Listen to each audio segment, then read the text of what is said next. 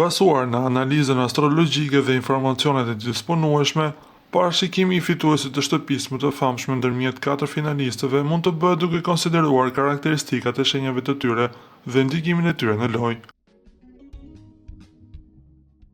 Eglitako është virgjëresh. Virgjëreshët janë të njohur për natyrën e tyre analitike, të përpikë dhe të kujdesshme. Në një lojë si kjo, këto cilësi mund të ndihmojnë në ndërtimin e strategjive të qëndrueshme dhe në shmangjen e konflikteve, megjithatë ndonjëherë kjo qasje mund të perceptohet si e ftohtë ose e distancuar nga publiku.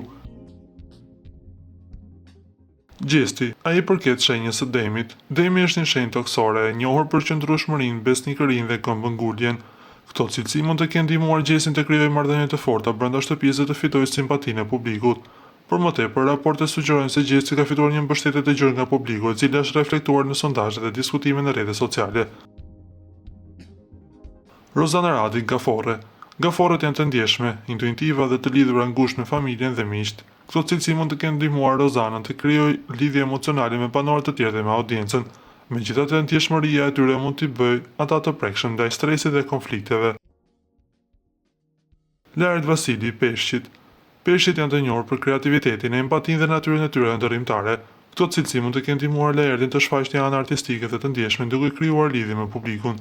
Megjithatë, ndonjëherë peshqit mund të perceptohen si të pavendosur ose të larguar nga realiteti.